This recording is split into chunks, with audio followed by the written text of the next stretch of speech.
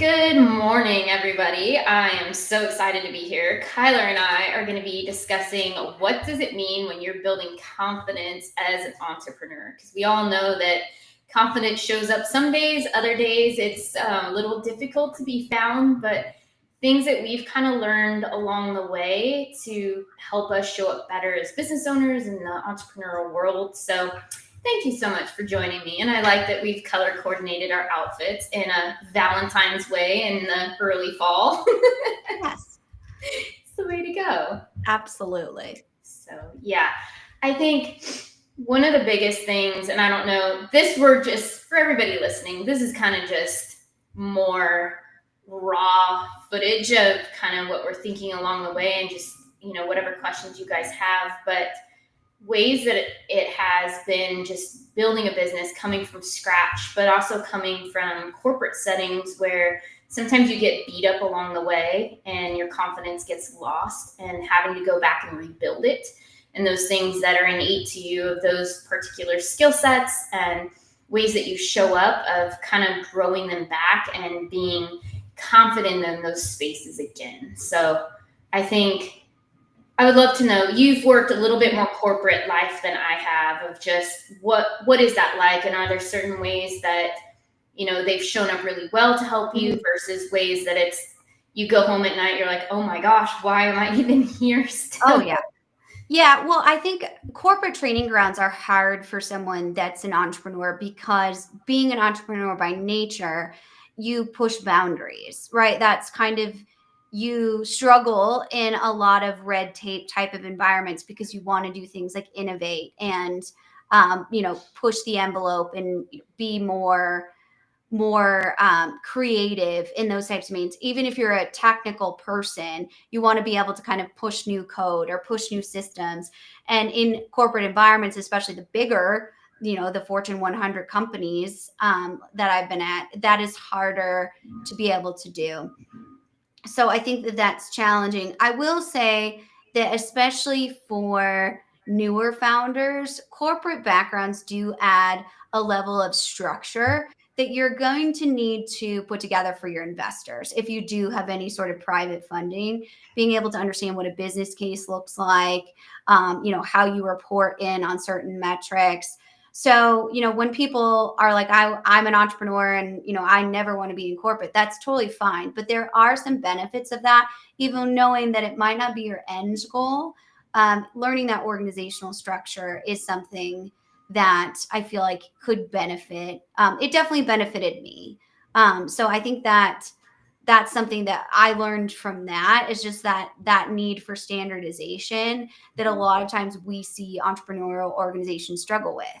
Yeah, it gets a little chaotic sometimes with the entrepreneurial side of things because people are scrambling here and there. Lots of people wear the same hat as compared to corporate. And I didn't work corporate very long. I lasted about 3.5 years in total. But it's the same thing as showing up to meetings and you see things through a different lens of how it could be better and challenging that. And it's not well received because a lot of times it was, well, we've always done it this way. We don't need to change it. And you're like, well, actually, what if you did and Yeah. what might come from it? And I remember in a corporate job I had one of the guys in there, we were in the same meeting and I was the instigator, he was the debater. And we would go in kind of prepared of these are the things we need to discuss and be like, all Mhm. right, I got you, I'll go do this. And then he would just debate the living daylights out of him. Mhm. And it got to the point where they split us up because they didn't like what we were doing to the team meetings because we Mhm. were making people think in a way that they didn't want to have employees think. Yeah. And it was really interesting, but also sad at the same time Mhm. of kind of killing that vision and ideas that people do have and where they can add value to it. And yeah, I think about that a lot and I kind of just laugh at it too. I'm like, how silly was this? And Mhm. the day I went to leave and give in my notice, and they're like, really, you're leaving? I'm like, I really, know. you're surprised? I'm like, really? That's what I always was like, how is this a shock to you? Yeah, like you knew all along the way. This is not something I'm made for, nor do I want to be here particularly. It's just helping me get to where I need to be. Yeah. Yeah. So I think that's interesting, and I think too of just the confidence that did come from that, of being able to speak up in those settings where you know it's not going to be well received, you know that, you know, people might look at you differently or whatnot, and how it helps you to be bold and, you know, stand by what you think might work. And so that was something that helped in a lot of ways. And then also other ways I'm like, oh gosh, what am I doing or thinking? Because people just look at me like, you know, speaking a foreign language. Yeah, certainly. And I think, you know, there is a level at which you learn different collaboration factors, especially if you're going to be an entrepreneur that is in professional services. So you have to understand like what that means to go into a professional organization and have, you know, a certain skill sets to have meetings organized and things like that. So corporate isn't always terrible, but it's certainly difficult for someone that is in more of an entrepreneur or desires an entrepreneurial lifestyle. I think as far as confidence, what we often see, especially, you know, being as women in a technical field, is the importance of representation. And that's what, you know, you don't see a lot of, you know, IT female leaders still today in 2025.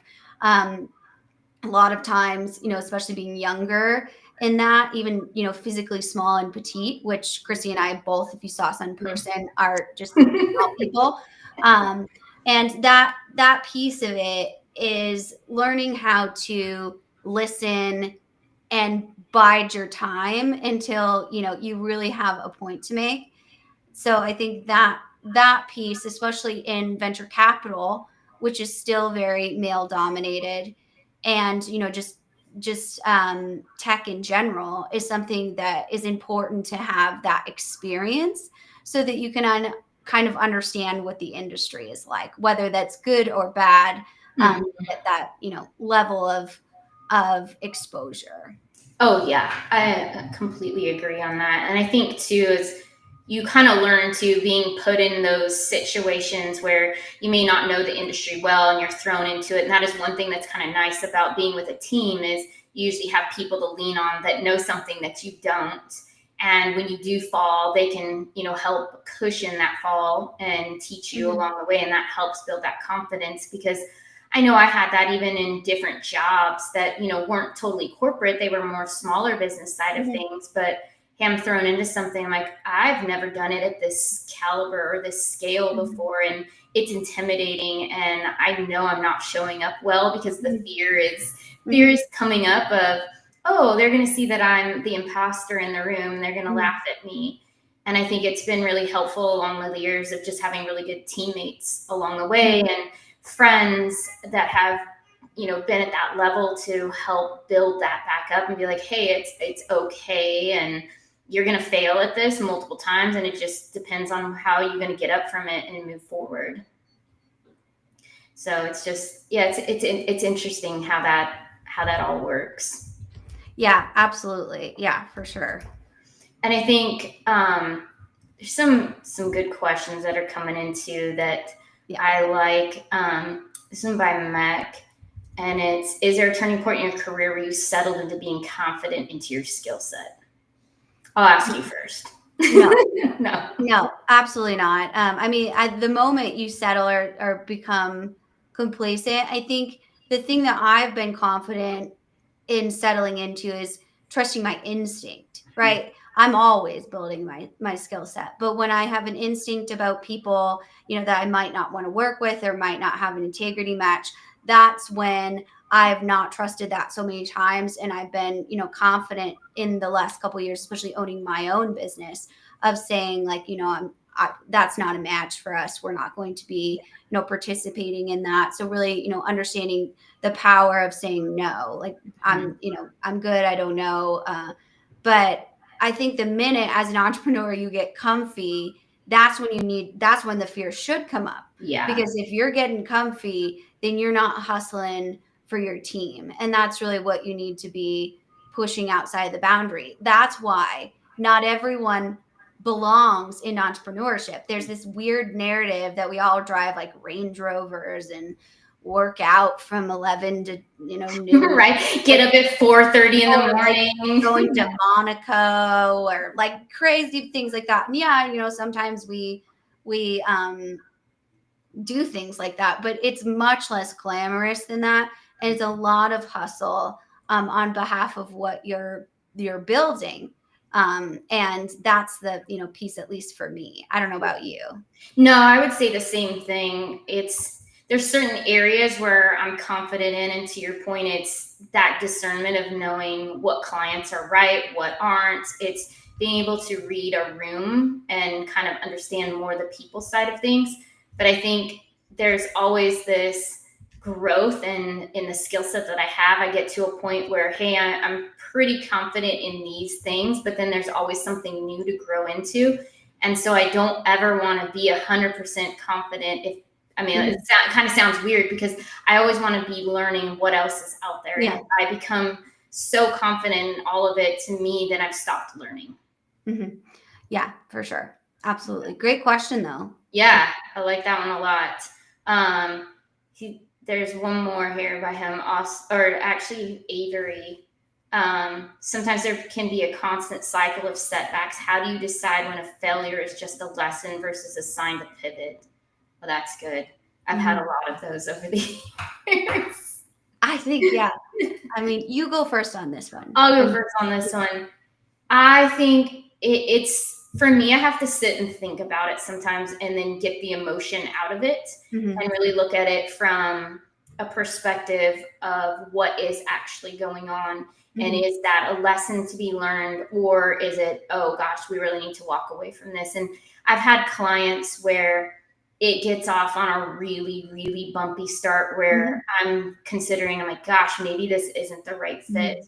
But it's having additional conversations around the way of like, oh, I just needed to learn something, and here's what I'm learning from it, versus other times where the pivot could be, hey, I really do need to walk away from something because one, it's putting me into a flight or fight mode all the time. It's not allowing me to do the best work that I can. The client is never happy with anything, but yet for some reason they still want to stay working.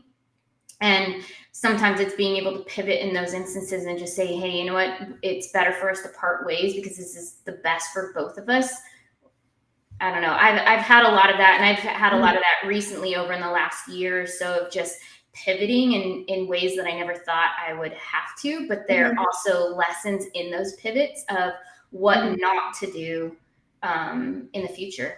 Yeah, for sure. I think, you have to have some resilience and redefine or reframe failure, right? When something quote unquote fails, you're allowed to define what is a failure. If a relationship fell apart, or, a contract fell apart, or a product didn't work, then that failure is just a redirection in the ability to find something that does succeed. I think the only way that you, in my opinion, go through that as an entrepreneur is by having a network, because you're never going to have all the answers. You're going to have to call the people that you trust, or call an expert in that area and be like, hey, I have this thing. I just want to talk through it with you real quick. I've done that to Christy constantly.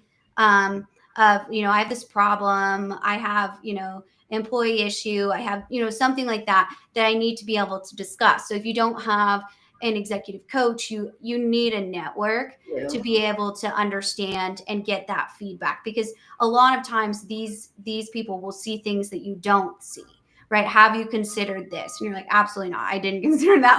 Because in that moment, you're like, I just got to get through this. Yeah. So a lot of times I think a misconception about being an entrepreneur is you need to be, some level of having all the answers. And the most successful entrepreneurs I know don't ever pretend to have all the answers. They say, well, let me ask my so-and-so about that, or let me call so-and-so about that, so that I can get some more perspective, take all of those data points in, sit with it for a minute, like you mentioned, and then make the best decision I can, knowing that you might fail. And you got to be okay with that, because that's the point. Who's ever met an entrepreneur that's like, hey, I've never failed in my life? It's not possible. So if you choose this as your career, you've got to get real comfy with being able to say, oh, that was a mistake, or that was, that wasn't my best moment, or anything like that. The power of going back and apologizing, or of saying like, I should have done something different, is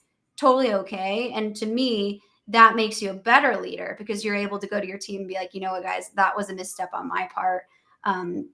We shouldn't have done that. I shouldn't have made that decision. And now we can go forward and do, X, Y, and Z planning for next time. Guarantee you they're going to respect you way more because they're human beings as well. And I guarantee you they've made mistakes too. Then as opposed to being like, oh, I didn't do that Grumble, wrong. grumble, yeah. Okay. So. You're like, no, we saw this. Yeah, absolutely. And the more that you try to be this weird deity to an organization because you built a company, well, those people helped you build the company, right? You just might have had the idea, you might have had the platform, but you certainly couldn't build it without the people there. So you might as well be honest with them and treat them with some sort of level of respect. And when you make a bad choice or have some sort of mini failure, but if you don't try, you're certainly never going to fail, and that's going to be that complacency. Mm-hmm. And I think there's a big thing, just even the last couple people I've had on my lives, of when you do talk about building trust within your team, and then when you do fail, if you have that trust, it makes the failure a lot less. Well, I mean, it can still come up really harsh, but at the same time, it actually helps in a lot of ways because you're able to be like, hey, you know what, I messed up here. This is what happened. Let's all move forward with it. And now you have this trust that you may not have had going into it. Mm-hmm. And I think there's something to be said about that versus organizations that like to point the finger, or they like to just say, well, fine, you did what you did, and be non-complacent about it too. There's kind of those two sides. So I think there's a lot to learn from it. And the entrepreneurial journey, I don't know, I think it bruises your knees and cuts you more than anything else ever will in life. And so it's not for the faint of heart, and you need to have a thick skin. You need to have tough knees that don't bruise and scrape very easily, and all of that. Mm-hmm. Yeah, definitely. I mean, there's no, in my opinion, there's no room for ego in entrepreneurs. And I promise you, the entrepreneurs with the biggest ego will fail. It just will be on the stage that they fail on, right? They might have, a legacy of doing something like, building a massive platform, but you have to remember that massive platform, there's going to be an end line to that. And then they'll blow up in your face in a big public setting, or their company will fail because they were too proud to say, well, that was not the best. That was not right.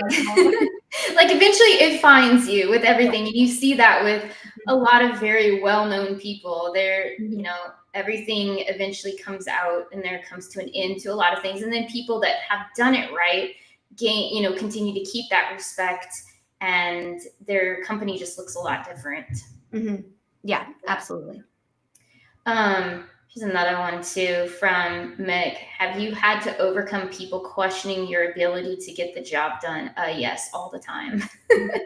And I think because I'm small stature, it's kind of like, do you know what you're doing? Because I remember I had a client years ago, and I walked into the room, and he even told me, he's like, there's no way, you know what you're doing, and you won't be able to do this or that. And I was really, really angry.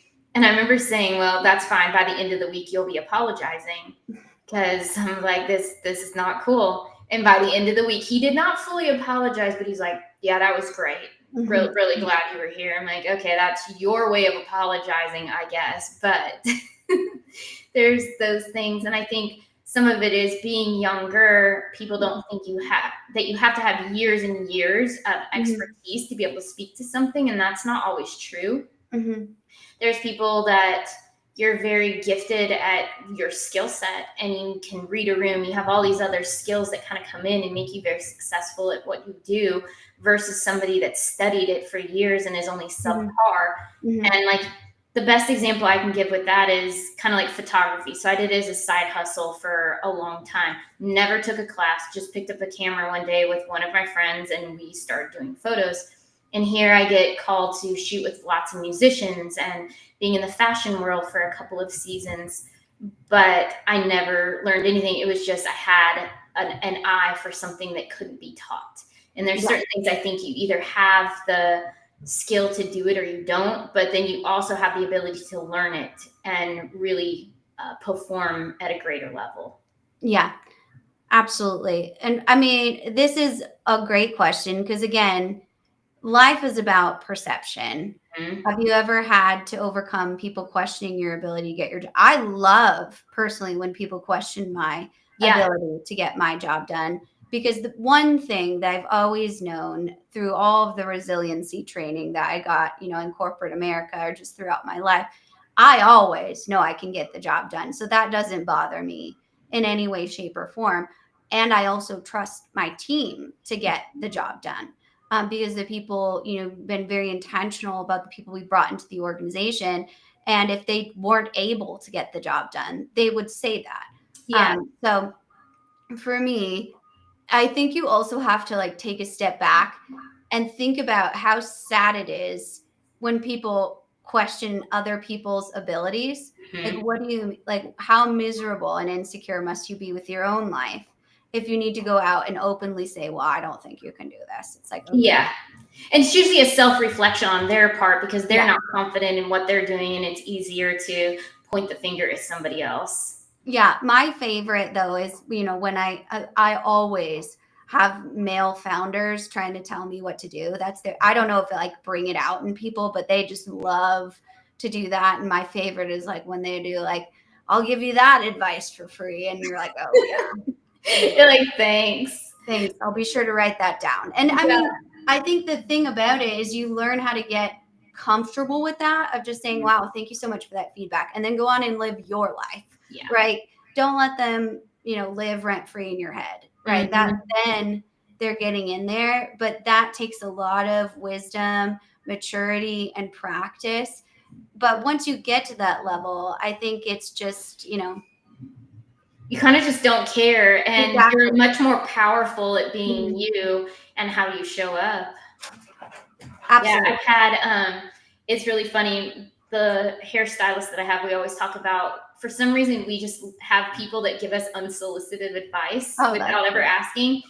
Like the other day I walked out of church and it's hot outside, and this older lady comes up to me and she's like, are you wearing sunscreen? You should be wearing sunscreen. You should be wearing this brand. You wear this brand. I'm like, are you getting paid for this? Yeah. What is happening? And it's just those little things that I don't know, in those moments, I'm like, do you not think that I wouldn't have sunscreen on? Do you those things of just people's opinions? And that's on a much easier level than people being like, hey, I don't think you know how to add 1 + 1. But it's really interesting of how I think as you grow and mature and be a good entrepreneur and have that confidence, that the people that aren't confident tend to question more, and they tend to give that unsolicited advice that you're like, I really don't need it, but maybe that's for you, and I can hold up a mirror and you can tell yourself that because I'm good. For sure. And maybe it is good advice. I don't know. I don't know. Yeah. But that is the point, is some people see, an entrepreneur as someone who's constantly on stage or coaching people and blah.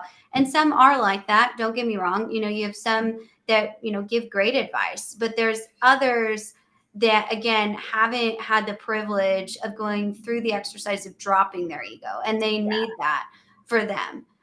Because they have a C in their title, they think that they're supposed to say something profound at the other. But the most profound thing they could do is actually shut up and listen to their team, so that they could do what they're supposed to do, which is supporting them so you can build and scale to the next level. Yeah, absolutely. It's just how to be a healthy leader in a lot of ways. And and I think that is one thing, particularly with entrepreneurship, is pride does come because some people are really good at what they do and success comes quickly. I see this a lot in the e-commerce world. They find a good product and overnight it's a multi-million-dollar company, but along the way they haven't gotten caught up to what's going on, and it's, well, look, I built this overnight, and you're like, congratulations, you did, but look at all of the years that you failed, and nobody saw the B-roll of that. They're just seeing this highlight reel of you made it overnight, you're a star. And I think that tends to feed the ego at times, and that pride starts to come in of like, oh, all that praise. And it's like, oh gosh, if Yeah. everybody actually knew the full story, they would look at it differently. And you would think of yourself a little bit differently of being like, I'm proud of myself for where I've come, and whatever that looks like. Yeah, for sure. And I think I listen to a lot of the podcast How I Built This, because that goes through, the entrepreneur's journey. And you don't realize companies like Airbnb, right, were it took 8 years to be profitable. And the 8 years would be the point where people are being like, oh, Yeah. okay. Like, I think you might want to call it quits. And, they changed the entire hospitality industry. Yeah. And then you think about, like, I love always the Rent the Runway stories where people were like, okay, how are you going to get fashion brands to give you rental inventory? You crazy person. Yeah. And, they snuck into the Spanx office and like met the founder in the bathroom. Like, literally, wait, I'm not saying you should stalk people. Right. It is not a linear journey. Mm-mm. And a lot of times, especially in funding rounds, when I hear an entrepreneur or someone that's looking for funding, I can tell you within the first 90 seconds if they're going to be successful in this conversation, whether they're looking for funding from us or anybody else. It's all about how they're showing up. And if they immediately show up in their fancy suit, nothing against suits, but if the ego matches the suit, I immediately know, no, it's not gonna happen, or I'm not the right fit for you. Yeah. Either way, it's totally fine. But I think that you're so right on that, is people think that it's like, oh, you woke up one day and you're like, I am an entrepreneur and I'm doing entrepreneur things, and that's just not how that works. So. No, there's so much blood, sweat, tears. Like, I think every emotion that goes into the journey, it's not easy at all. And even when you get to the other side of it and you're starting to see that success, there's a whole nother level of hard that comes into play. It's, managing the team, it's continually scaling, it's building that team and making them be the best versions of what they can be as employees. So it's really interesting. Mm-hmm. Yeah. But I think this has been fun today. I always love this topic, and I've talked about it a lot. I've had a lot of people bring it up of just as they're looking into going down the route of entrepreneurship, or even if they're in it and you have your own business and there's moments when you're questioning, hey, do I have, what it takes? And I've had so much failure. How do I learn from these? How do I get the right people in my circle to be able to be there for accountability, but also be there as the cheerleader, because we need that also. I think so many times it's easy to just, point out all the flaws and where you can do better in this and this, but not celebrating the little things. Mm-hmm. Absolutely. And that is so well said. I think if you're looking to go into entrepreneurship as a career, you start talking to people that you admire so that you can start building those networks. Most of the people, that I've met that I call now, all that I did was reach out and say, hey, I really admire what you're doing. I was wondering if I could ask you these 3 questions. I wanted about 10 minutes of your time. I always say yes to those every single time, unless I miss them in my inbox. But if you want a piece of, my journey or what they've gone through, most of the time people are going to be pretty perceptive to that, because they needed people on their journey. They still do to this day. And remember, these are not people, business coaches are different, right? Investing in business coaches are totally different.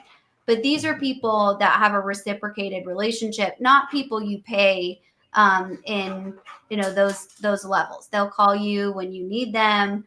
But that's really the key to being successful, is having that network around you that's really going to be your board. I always call it, we don't have a board, we're still a private company. And so I often call it our board of directors, because it's just the people I call when I don't know what else to do. I think the other piece I would just say is find your own process and know that it's absolutely fine to be different than other people. I mean, I own The Confluential with Adam. We're also, married, but we're two very different people. If I have a problem, I'm going to do things like go for a walk and listen to, frequency music, or pray on it, or, do those types of, he's going to run the numbers until he can't sleep anymore. And those are two different processes. Not one is right, not one is wrong, but it's about finding what your process is to be and show up the best that you can possibly show up. Yeah, 100%. And it helps just keep you even too. So like when things get hard, you're like, hey, I know I got to go take a walk right now and really process this through and figure out how I'm going to handle it, versus, somebody else finds comfort and sitting, like you said, like Adam will run numbers until, that's what makes sense, and kind of can move from there. Mm-hmm. Absolutely. Well, thank you again for coming on and chatting. Yeah. And thank you, everybody, for all your great questions. As always, you can reach out to me through LinkedIn or Christy@ChristyBarber.com. You can always reach out to Kyler as well through LinkedIn or Kyler the Confluential. So thank you, and have a great rest of your day. Bye. Thanks, guys.